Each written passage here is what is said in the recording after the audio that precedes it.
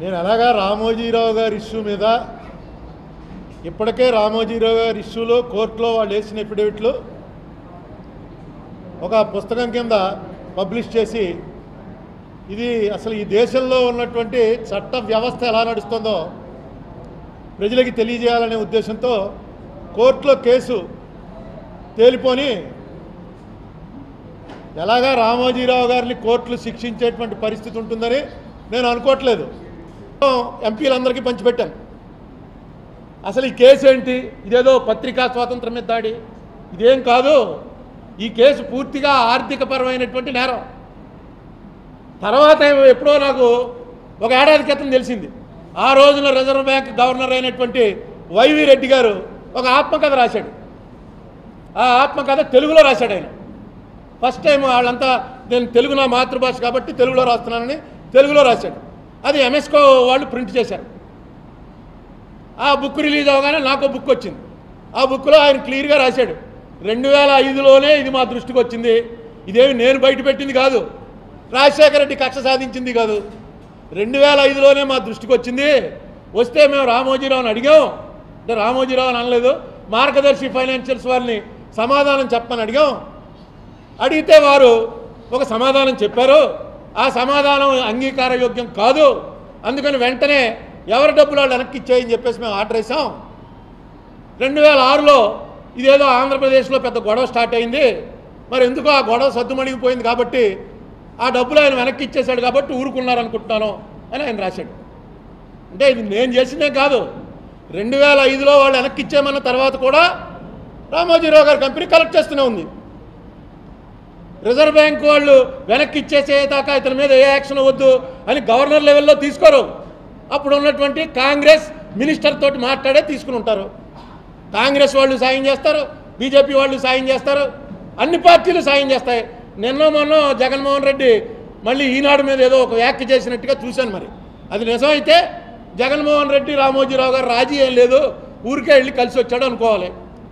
అది సోషల్ మీడియాలో వచ్చింది. ఈనాడులో ఏమని రాశాడో చూడండి అని ఎక్కడో మీటింగ్లో అన్నాడో లేదో నాకు తెలియదు, కానీ సోషల్ మీడియాలో వచ్చింది. అది నిజమైతే ఓకే, ఏదో కనీసం ఒక మనిషి వ్యతిరేకంగా ఉన్నాడు అనమాట, నాకు తోడు అనుకుంటాం. అందరూ కూడా రామోజీరావు గారితో ఆయన చేసిందేమి తప్పు కాదు, ఒకవేళ తప్పు చేసినా ఆయన శిక్షలకే అతీతుడు అనే పద్ధతిలోనే ఉన్నారు. సుప్రీంకోర్టు వాళ్ళు రూల్ ప్రకారం ఇచ్చారు. రేపు శుక్రవారం మళ్ళీ వస్తుంది. శుక్రవారం మళ్ళీ మా అడ్వకేట్ వెళ్తాడు. ఏం జరుగుతుందో తెలంగాణ గవర్నమెంట్కి కూడా నోటీస్ ఇచ్చారు. వాళ్ళు ఏం చెప్తారో ఏదో చూద్దాం. స్టే పొడిగిస్తారేమో. ఏం చేయమంటారు చెప్పండి. ఈ దేశంలో పలుకుబడి చట్టం ముందు అందరం సమానమే అని చెప్పిన మాట అంత బూతు ఇంకోట్లేదు. చట్టం ముందు చిన్నవాడు వెంటనే లోపల పోతాడు, పెద్దవాడి మీద ఆరోపణ చేసిన వాడు లోపల పోతాడు. లేదా రాజకీయపరమైనటువంటి కక్షలు స్పర్ధలు ఉంటే వాళ్ళు పరిగెట్టిస్తారు. నెక్స్ట్ గవర్నమెంట్ రాగానే మళ్ళీ వీళ్ళు ఇదైపోతారు, ఇంకోళ్ళు పరిగెడుతుంటారు. ఇది మనం చూస్తూనే ఉన్నాం. అయితే అసలు ట్రైలే జరగకుండా చేద్దాం అనుకోవడం. నేను అనేది ఏంటంటే రామోజీరావు గారు ఒక స్టాండ్ తీసుకున్నాడు, మా హెచ్యుఎఫ్కి ఈ చట్టం వర్తించదు అన్నాడు. రిజర్వ్ బ్యాంక్ వాళ్ళు కాదు వర్తిస్తుంది అన్నారు, నేను కూడా వర్తిస్తుంది అన్నాను, ఆనాటి గవర్నమెంట్ కూడా వర్తిస్తుంది అన్నారు. కేసు పెట్టారు. ఈయన కేసులో వెళ్ళి ఈయన ఆర్గ్యుమెంట్ చెప్పాలి, చెప్పి కేసు నెగ్గాలి. అసలు కేసు ఆర్గ్యుమెంట్గా నేను రానంటున్నాడు ఈయన. అసలు విచారణ జరగటానికే వీల్లేదంటున్నాడు. మరి ఏం చేస్తాం? పెద్ద ఆయన ఈ రాష్ట్రాన్ని దేశాన్ని ఇలా మూడో కన్ను తెరిస్తే, మన కేసీఆర్ అన్నాడు చూడండి, మూడో కన్ను తెరిస్తే ఏమైపోతుందో అన్న లెవెల్లో గజగజ వణికిస్తున్నటువంటి వ్యక్తి. భారతరత్న తర్వాత రెండోది పద్మవిభూషణ్ బిరుదు ఇచ్చారు బీజేపీ వాళ్ళు రాగానే. నేను మోడీ గారికి మొత్తం 8 కేసులన్నీ పంపించాను. కోర్టులో కేసు కూడా వేశాను, పబ్లిక్ ఇంట్రెస్ట్. సరిగ్గా అది వస్తుంది అనుకుంటే టైంకి మా ఇంట్లో మా మదర్ పోవటం వల్ల వెళ్ళలేకపోయాను. ఆయనకి ఇచ్చేశారు పద్మవిభూషణం. ఏమో నెక్స్ట్ ఇయర్ ఇంకో గవర్నమెంట్ వచ్చి ఆయనకి భారతరత్న ఇస్తారేమో. నేను అనేది నేనే రైట్ అంటలా. మనకు సిస్టమ్ ఉంది, విచారణ జరగాలి, ఎవరు తప్పో తేలాలి. విచారణ జరగడానికి గవర్నమెంట్లు సహకరించవు, కోర్టులు ఏం చేస్తాయి? స్టే అడుగుతాడు లేచి, ఏమంటే ఎల్లున్న గురువారం నాకు సాయిబాబా పూజ ఉంది, నేను రాలేను, నాకు స్టే ఇవ్వండి అని అనగానే ప్రాసిక్యూషన్ వాళ్ళు అబ్జెక్ట్ చేయాలి. సాయిబాబా పూజ లోపల కూడా చేసుకోవచ్చండి.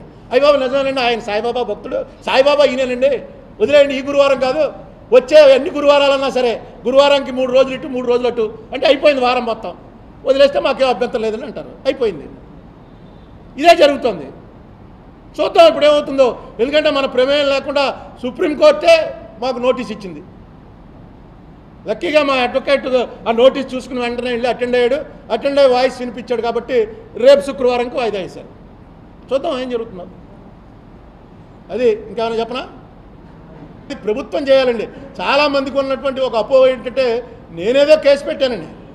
నేను కేసు పెట్టలా, పోలీస్ స్టేషన్లో కంప్లైంట్ ఇవ్వాలా, నేను మినిస్ట్రీకి రాశాను. ఈ రేంజ్లో జరుగుతుంటే దీని మీద ఏం యాక్షన్ తీసుకుంటారో అని కేంద్ర ప్రభుత్వంలో ఉన్న ఆర్థిక మంత్రికి రాశాను.